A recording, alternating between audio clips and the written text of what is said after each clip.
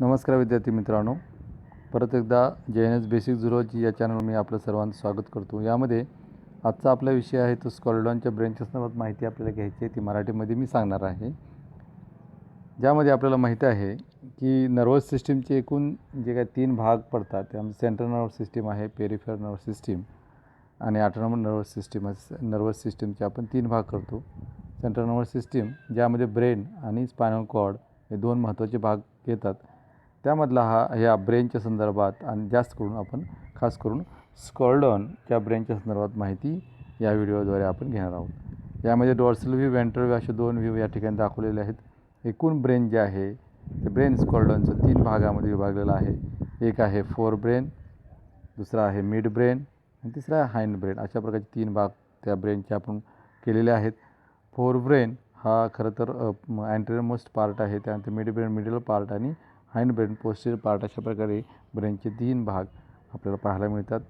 ज्यामध्ये फोर ब्रेनमध्ये परत आपल्याला फोर ब्रेनचे 2 भाग आहेत, सब डिव्हिजन्स आहेत। त्यामध्ये एक आहे सेरेब्रम आणि दुसरा आहे डायन्सेफेलॉन। सेरेब्रम आणि डायन्सेफेलॉन अशा प्रकारे 2 परत सब डिवायडेशन आहेत फोर ब्रेनचे। त्यामध्ये सेरेब्रमच्या संदर्भात आपण माहिती घेत असताना आपल्या लक्षात येईल की सेरेब्रम जो पार्ट आहे जो सेरेब्रल हेमिस्फिअरपासून बनलेला असतो। Cerebral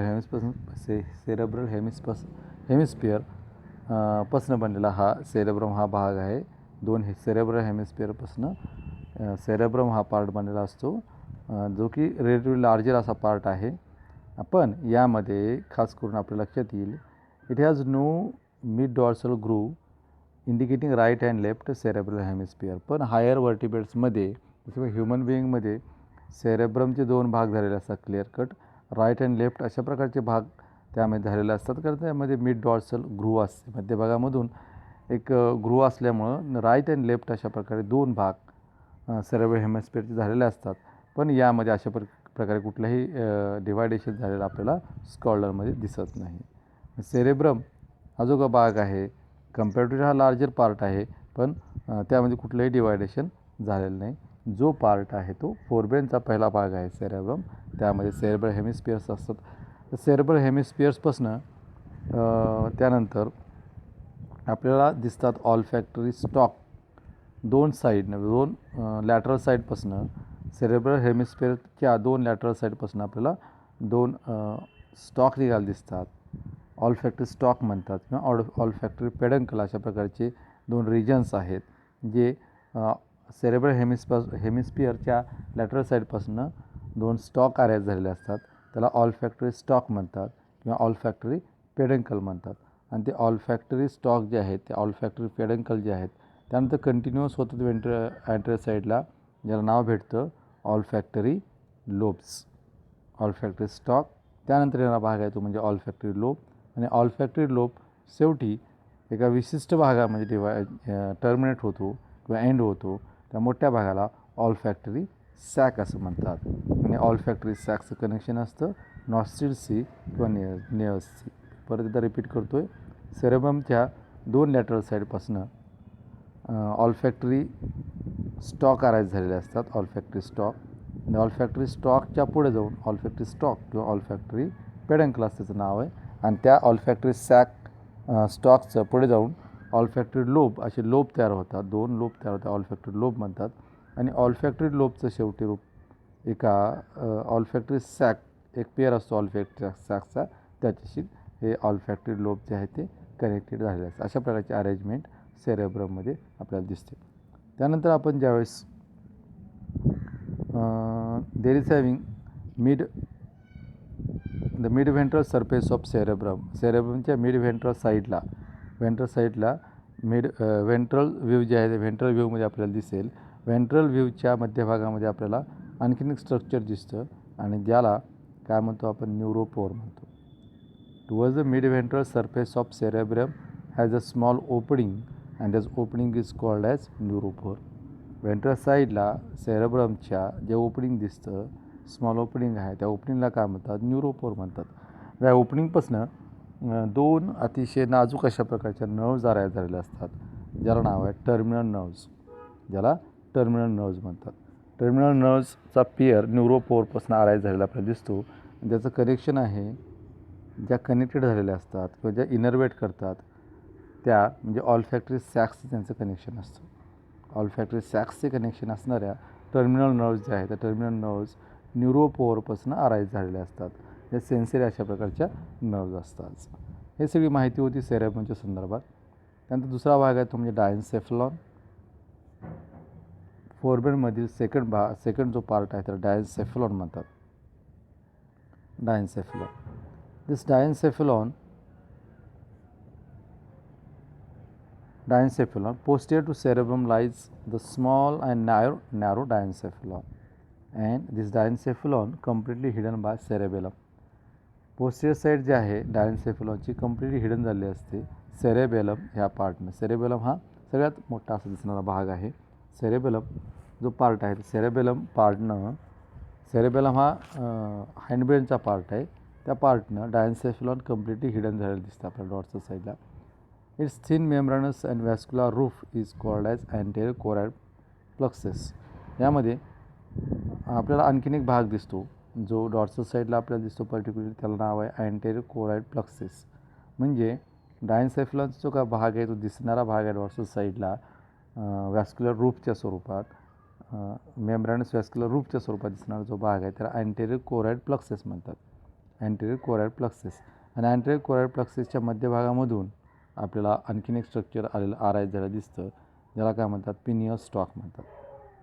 anterior choroid प्लक्सिसच्या मध्यभागापासून mid dorsal साईडला एक स्ट्रक्चर, इलॉंगेटेड स्ट्रक्चर, शॉर्ट अशा प्रकारचं स्ट्रक्चर आपल्याला दिसतं, ज्याला पिनियल स्टॉक म्हणतात. आणि पिनियल स्टॉकचं परत पुढं चालून पिनियल बॉडीमध्ये, पिनियल स्टॉक जे आहे ते पिनियल बॉडीमध्ये एंड होतात.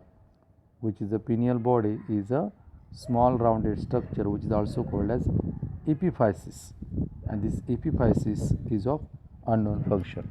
म्हणजे आपण डायन्सेफलॉनचा अभ्यास करत असताना डायन्सेफलॉनचा बराचसा भाग हा सेरेबेलमनं हिडन झालेला, सेरेबेलम खालील आपल्याला दिसतो. पण डॉर्सल साईडला काही स्ट्रक्चर दिसतात, त्यामध्ये काय अँटेरियर कोराइड प्लक्सिस एक स्ट्रक्चर आहे. आणि त्याच्या मध्यभागापासून अँटेरियर कोराइड प्लक्सिसच्या मध्यभागापासून एक स्टॉक अराईज झालेला, ज्याला पिनियल स्टॉक म्हणतात, जो का वरच्या साईडला अँटेरियर साईडला गेलेला आपल्याला स्ट्रक्चर दिसतं. आणि त्याचं एंडिंग होतं एका विशिष्ट भागामध्ये, त्याला पिनियल बॉडी किंवा इपिफायसिस म्हणतात. इपिफायसिस ऑफ अननोन फंक्शन. व्हेंट्रल साईडला काही आपल्याला प्रॉमिनंट असे स्ट्रक्चर दिसतात. डायन्सेफलॉनच्या व्हेंट्रल व्ह्यू ज्यावेळेस आपण बघू ब्रेनचं, त्या व्हेंट्रल व्ह्यूवर आपल्याला काही प्रॉमिनंट असे स्ट्रक्चर दिसायला लागतात डायन्सेफलॉनचे. ते कुठले आहेत त्याचा अभ्यास आपल्याला आता करायचा. त्यामध्ये एक आहे ऑप्टिक चायझ्मा. ऑप्टिक चायझ्मा काय आहे, तर ऑप्टिक कायझ्मा असं म्हणू शकतो आपण त्याला. ऑप्टिक कायझ्मा काय आहे, तर ऑप्टिक कायझ्मा म्हणजे दोन ज्या ऑप्टिक नर्व्ज आहेत, दोन ऑप्टिक नर्व्ज हे एकमेकाला क्रॉस झालेले असतात ना, क्रॉसिंगपासून एक भाग तयार होतो ज्याला ऑप्टिक कायझ्मा म्हणतात. दोन यामध्ये ऑप्टिक नर्व्ज, की ऑप्टिक नर्व म्हणजे सेकंड क्रॅनियल नर्व आहे, तर second cranial nerves optic nerves एकमेकाला क्रॉस होतात आणि त्या क्रॉसिंगला ऑप्टिक कायझ्मा असं म्हणलं जातं.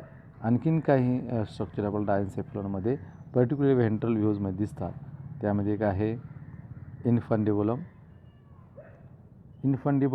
Just behind the chiasma the floor gives off the backward hollow projection that is called as infundibulum. Infundibulum अशा प्रकारचं स्ट्रक्चर आपल्याला व्हेंट्रल साईडला ब्रेनच्या दिसतो, जो की पार्ट आहे डायन्सेफलॉनचा.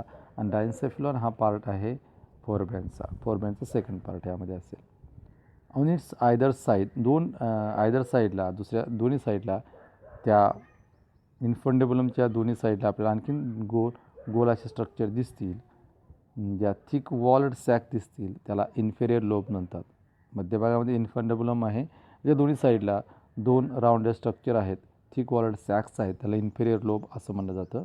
आणि परत त्यालाच लागून तो थोडंसं खालच्या भागामध्ये अटॅच पोस्टिरियर साईडला, इन्फंडेबुलमच्या पोस्टिरियर साईडला आणखीन एक मोठ्या प्रकारचा सॅक आपल्याला दिसतो, ज्या सॅकला हायपोफायसिस म्हणतात. आणि हायपोफायसिस ज्यालाच आपण पिट्युटरी बॉडी किंवा पिट्युटरी ग्लॅड असं कधी म्हणलं जातं, हायपोफायसिस रिजन किंवा पिट्युटरीचा पार्ट यामध्ये तयार झालेला आपल्याला दिसतो इन्फंडेबुलमच्या पोस्टिरियर साईडला. त्यासोबत डॉर्सल साईडला हायपोफायसिसच्या डॉर्सल साईडला आपल्याला आणखी काही स्ट्रक्चर दिसतं, थोडंसं लार्जर असं स्ट्रक्चर आपल्याला दिसेल, त्याला सॅकस व्हॅसाक्युलसस असं म्हणतात. It is of unknown function and present only in fishes. Saccus vasculosus जे स्ट्रक्चर दिसतं ते फक्त फिशमध्ये आपल्याला आढळतं. म्हणजे डायनसेफलॉनचा अभ्यास करत असताना डायनसेफलॉन ज्यावेळेस आपण व्हेंट्रल साईडला बघू, व्हेंट्रल साईडला बघितल्यानंतर आपल्याला डायनसेफलॉनचे काही पार्ट दिसतात. त्यामध्ये एक आहे इन्फंडिब्युलम, दुसरा आहे इन्फंडिब्युलम जे की मध्यभागामध्ये दिसणारा भाग आहे. त्याच्या साईडला दोन्ही साईडला एक अशा प्रकारे स्ट्रक्चर दिसतं, त्याला इन्फिरियर लोब्स म्हणतात. इन्फंडिब्युलम आहे, इन्फिरियर लोब्स आहेत 2. त्यानंतर हायपोफायसिसचा एक भाग दिसतो आपल्याला. इन्फंडिब्युलमच्या पोस्टियर साईडला अटॅच झालेलं सॅक दिसते, त्याला हायपोफायसिस म्हणतात. आणि हायपोफायसिसच्या डॉर्सल साईडला आपल्याला आणखीन एक बॅग दिसेल, मोठी सॅक दिसेल, त्याला सॅकस व्हॅसाक्युलसस असं म्हणतात. हे काही स्ट्रक्चर्स आपल्याला डायनसेफलॉन जो की फोरब्रेनचा पार्ट होत त्याचे स्ट्रक्चर दिसतात. त्यानंतर सेकंड पार्ट आहे ब्रेनचा, ज्याला मिड ब्रेन म्हणतात. मिड ब्रेन पाहत असं it remains mostly concern dorsally by the cerebellum and ventrally by infundibula outgrowths. Dorsal साईडला कनेक्टेड आहे मिड ब्रेनचा बराचसा भाग डॉर्सल साईडला कनेक्टेड आहे तो सेरेबेलमसोबत, सेरेबेलमशी कनेक्टेड आहे. आणि व्हेंट्रल साईडला इन्फंडिबुलर आउटग्रोथ जे आहेत त्या इन्फंडिबुलर आउटग्रोथशी कनेक्टेड अशा प्रकारे मिडब्रेनचा पार्ट आपल्याला दिसतो. डॉर्सल साईडला मिडब्रेनच्या काय आहे, सेरेबेलम आहे. आणि व्हेंट्रल साईडला इन्फंडिबुलर आउटग्रोथ्स आहेत. इन्फंडिबुलर असेल, हायपोफायसिस असेल, सॅकस व्हॅसाक्युलसस हे सगळे पार्ट्स आपल्याला मिडब्रेनशी कनेक्टेड असतील व्हेंट्रल साईडला. त्यासोबत यामध्ये मिडब्रेनमध्ये आपल्याला खास करून काही 2 स्वेलिंग दिसतात. पेअर ऑफ स्वेलिंग आहे, त्याला काय म्हणतात, ऑप्टिक ग्लोब्स म्हणतात. आपल्याला मिडब्रेन म्हणलं की ऑप्टिक ग्लोब्स यामध्ये आपल्याला तो पार्ट आठवतो. Optic globes which are the centres of the sight and hearing. This optic globes काय आहेत, ऑप्टिक ग्लोब्स मिडब्रेनचा पार्ट आहे. आणि this optic globe is the centre of sight and hearing. Sight and हिअरिंगचा हा सेंटर आहे optic globe. And third and fourth cranial nerves arise from the midbrain. तिसरी आणि चौथी क्रॅनियल नर्व्सचे पेअर जे आहे हा पेअर अराइज झालेले असतात मिडब्रेनपासून. मिडब्रेन हा सेकंड पार्ट आहे ब्रेनचा. थर्ड पार्ट ज्याला हाइंडब्रेन म्हणतात. हाइंडब्रेन ऑल्सो हॅविंग 2 पार्ट्स. हाइंडब्रेनचे परत 2 भाग आहेत. एक आहे सेरेबेलम जो की सर्वात मोठा असा भाग ब्रेन म्हणले की आपल्याला हा सेरेबेलमचा पार्ट स्कॉल्डरमध्ये दिसतो, सेरेबेलम आहे. आणि दुसरा भाग आहे तो म्हणजे मेडुला ऑब्लॉंगेटा. सेरेबेलम आणि मेडुला ऑब्लॉंगेटा अशा प्रकारचे 2 भाग आपल्या हाइंडब्रेनमध्ये दिसतात स्कॉल्डरच्या. पहिला पार्ट येतो म्हणजे सेरेबेलम. सेरेबेलम हा थोडासा लार्ज असा भाग आहे, इलॉंगेटेड स्ट्रक्चर आहे. आणि ओव्हरहँगिंग ऑप्टिक ग्लोब्सला ओव्हरहँग झाल्यासारखं दिसतं आपल्याला. ऑप्टिक ग्लोबवर हँग झाल्यासारखं आपल्याला स्ट्रक्चर दिसतं. आणि त्याचं डॉर्सल सरफेस जे आहे ते कसं आहे, इरेग्युलर आहे. या सेरेबेलमचं जे काय आहे डॉर्सल सरफेस आहे तो डॉर्सल सरफेस इरेग्युलर झाल्यासारखं आपल्याला दिसतं यामध्ये. अशा प्रकारचा सेरेबेलम हा जो पार्ट आहे तो हाइंडब्रेनचा पार्ट आहे. सेकंड पार्ट जो हाइंडब्रेनचा त्याचं नाव आहे मेडुला ऑब्लॉंगेटा. सेकंड पार्ट हाइंडब्रेनचा ज्याचं नाव आहे मेडुला ऑब्लॉंगेटा. मेडुला ऑब्लॉंगेटा जे स्ट्रक्चर आता आपल्या डायग्राममध्ये दिसते, this medulla oblongata it forms the last part of the brain. हा शेवटचा भाग आहे ब्रेनचा, जो हाइंडब्रेनचा पार्ट आहे आणि लास्ट पार्ट आहे ब्रेनचा. It forms the last part of the brain. It is triangular in structure, थोडंसं ट्रायंग्युलर स्ट्रक्चर आहे. वायडर इन फ्रंट, जो काय वाय शेपला स्ट्रक्चर आपल्याला दिसतं, wider in front but tapering behind the pass insensibly into the spinal cord. Spinal कॉर्डमध्ये जात असताना हा भाग जो आहे तो थोडासा नॅरो होत गेला दिसत आहे आपल्याला. याचे वायडर ज्यावेळेस आपण सेरेबेलमशी कनेक्टेड पार्ट पाहतो मेडुला ऑब्लॉंगेटाचा तो वायडर आहे. आणि पुढं हळूहळू तो ज्यावेळेस पोस्टीरियर साईडकडे जाईल त्यावेळेस तो लहान होत गेलेला आपल्याला दिसेल. Its anterior dorsal end bears either side a hollow outgrowth called as restiform body. त्यानंतर अँटेरियर डॉर्सल साईड जे आहेत मेडुला ऑब्लॉंगेटाचे, तर अँटेरियर डॉर्सल साईडला आपल्याला काही स्ट्रक्चर दिसतील ज्याला काय म्हणतात, रेस्टिफॉर्म बॉडी असं म्हणलं जातं. अँटेरियर डॉर्सल साईडपासनं आपल्याला काही हॉलो आउटग्रोथ्स, पोकळ असे आउटग्रोथ तयार झालेले दिसतात, त्याला रेस्टिफॉर्म बॉडी म्हणतात. medulla is roofed over by thin non-glandular and vascular membrane, the posterior choroid plexus. चा अर्थ काय? ज्यावेळेस आपण मेडुला ऑब्लॉंगेटाची डॉर्सल साईड पाहू त्यावेळेस आपल्याला विशेष प्रकारचं स्ट्रक्चर दिसेल, ज्याला नाव आहे पोस्टेरियर कोरॉइड प्लक्सेस. अशाच प्रकारचं आणखी एक स्ट्रक्चर आपल्याला अँटेरियर कोरॉइड प्लक्सेस, अशा प्रकारचं अँटेरियर कोरॉइड प्लक्सेस हे स्ट्रक्चर आपण पाहिलं होतं. त्याच प्रकारे हे पोस्टेरियर कोरॉइड प्लक्सेस आहे. अँटेरियर कोरॉइड प्लक्सेस आणि पोस्टेरियर कोरॉइड प्लक्सेस आपल्याला असे स्ट्रक्चर दिसतं, जे रूफवर आपल्याला त्या ठिकाणी दिसतील. त्यासोबत आणखीन काय सांगता येईल तर cranial nerves number 5th to 10th cranial nerves arise from medulla. Cranial nerves number 5 ते 10 म्हणजे 5, 6, 7, 8, 9 आणि 10 क्रॅनियल नर्व जे आहेत त्या मेडुला ऑब्लॉंगेटापासून अराइज झालेल्या दिसतात. हाइंडब्रेन स्पेसिफिकली कंट्रोल स्विमिंग मुवमेंट. हाइंडब्रेन जे आहे ते स्विमिंग मुवमेंट कंट्रोल करण्याचं काम करतं इन केस ऑफ स्कॉलरमध्ये. त्यानंतर त्या पुढचा पार्ट आहे म्हणजे कॅव्हिटीज ऑफ ब्रेन. ज्यावेळेस आपण ब्रेन इंटर्नली इंटर्नली पाहिल्यानंतर आपल्याला असं दिसेल की ब्रेन हे एकदम असं सॉलिड नाही, भरीव नाही, तर त्यामध्ये कुठेतरी कॅव्हिटीज आहेत आणि त्या कॅव्हिटीजला काय म्हणतात? व्हेंट्रिकल्स म्हणतात. ब्रेन इंटर्नली कॅव्हिटीपासून बनलेलं असतात आणि त्या कॅव्हिटीजला व्हेंट्रिकल्स म्हणतात. म्हणजे फुल्ली अशा प्रकारे सॉलिड स्ट्रक्चर नाही, ब्रेनच्या इंटर्नलमध्ये काही स्पेसेस आहेत आणि स्पेसला व्हेंट्रिकल्स म्हणतात आणि ते सर्व व्हेंट्रिकल्स एकमेकाला कनेक्टेड झालेले असतात आणि त्यापासून एक विशेष प्रकारची कॅव्हिटी तयार होते आणि त्या कॅव्हिटीमध्ये फ्लुईड असतं. जे फ्लुईड असतं त्या फ्लुईडला म्हणतात सेरेब्रोस्पायनल फ्लुईड. म्हणजे ब्रेनचं इंटर्नल स्ट्रक्चर पाहिल्यानंतर आपल्या लक्षात येईल की ब्रेन हे व्हेंट्रिकल्सनं बनलेलं असतात. त्या व्हेंट्रिकल्स म्हणजे कॅव्हिटी असतात आणि त्या कॅव्हिटीमध्ये विशेष प्रकारचं फ्लुईड असतं. त्या फ्लुईडला सेरेब्रोस्पायनल फ्लुईड म्हणतात. सेरेब्रोस्पायनल फ्लुईड म्हणतात. त्या कॅव्हिटीज कुठल्या आहेत तर त्यामध्ये वेगवेगळ्या भागामध्ये ब्रेनच्या वेगवेगळ्या कॅव्हिटीज आपल्याला दिसतील. ज्यामध्ये पहिली कॅव्हिटी आहे रिनोसोल. अशा प्रकारची कॅव्हिटी आहे. रिनोसोल ही कॅव्हिटी कशाची आहे? रिनोसोल ही ऑल्फॅक्टरी सॅकची कॅव्हिटी आहे. आपल्याला माहिती आहे 2 ऑल्फॅक्टरी सॅक असतात आणि त्या ऑल्फॅक्टरी सॅकची जी कॅव्हिटी असते त्याला रिनोसोल्स म्हणतात. सोल म्हणजे cavity. Rhinocoel cavity of olfactory sac. त्यानंतर लॅटरल व्हेंट्रिकल्स अशा प्रकारच्या 2 कॅव्हिटीज आहेत. लॅटरल व्हेंट्रिकल्स म्हणतात. लॅटरल व्हेंट्रिकल ही कशाची कॅव्हिटी आहे? Lateral ventricles is a cavity of cerebrum. सेरेब्रमची जी कॅव्हिटी आहे त्याला लॅटरल व्हेंट्रिकल म्हणतात आणि त्यालाच पॅरासोल किंवा फर्स्ट आणि सेकंड व्हेंट्रिकल असे नाव आहे. लॅटरल व्हेंट्रिकल या कॅव्हिटीज ऑफ सेरेब्रमच्या आहेत आणि त्यालाच पॅरासोल किंवा फर्स्ट अँड सेकंड व्हेंट्रिकल असे म्हणलं जातं. पुढची कॅव्हिटी आहे फोरमन ऑफ मोनरो. अशा प्रकारे फोरमन ऑफ मोनरो अशा प्रकारची कॅव्हिटी आहे. जी कॅव्हिटी म्हणजे थोडक्यात काय ओपनिंग आहे first and second ventricle of cerebrum and third ventricle. First आणि सेकंड व्हेंट्रिकल ज्यालाच आपण लॅटरल व्हेंट्रिकल असं म्हणतो. लॅटरल व्हेंट्रिकल सेरेब्रमची जी कॅव्हिटी आहे त्याला आणि थर्ड व्हेंट्रिकल म्हणजे डायन्सेफेलॉनची कॅव्हिटी त्यालाच डायोसोल म्हणतात. याला कनेक्ट करण्याचं काम फोरमेन ऑफ मोनरोने केलं जातं.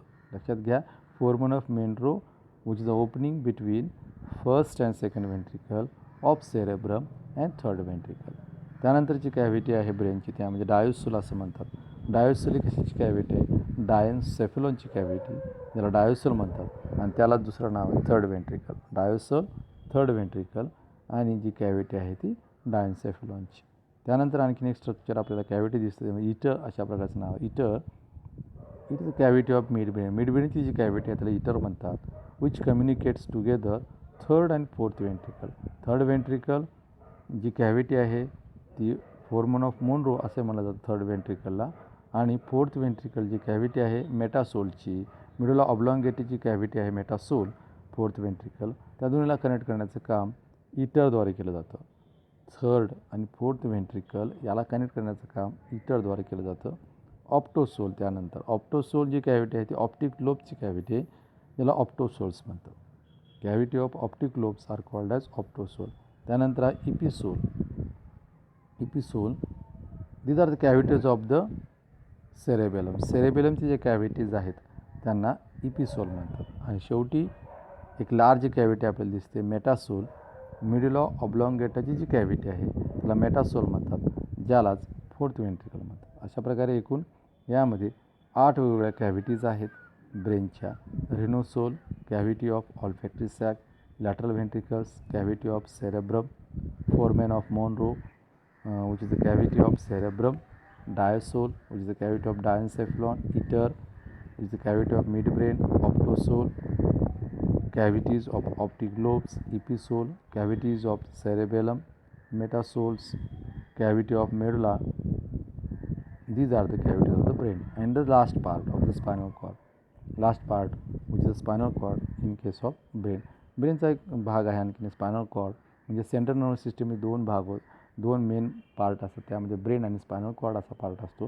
स्पायनल कॉर्ड या नावावरून तुमच्या लक्षात आलं की हा काय कॉर्ड सारखं स्ट्रक्चर, दोऱ्यासारखं स्ट्रक्चर आहे, म्हणजे स्पायनल कॉर्ड म्हणलं आहे. Spinal cord extend from medulla oblongata. Medulla oblongata posterior साईडला जात असताना हळूहळू बारीक होत जातो, कॉर्डसारखं स्ट्रक्चर तयार होतं आणि ते पार टेलपर्यंत जातं. त्या स्कॉल्डॉनच्या टेलपर्यंत याचं कनेक्शन असतं, त्याला स्पायनल कॉर्ड म्हणतात.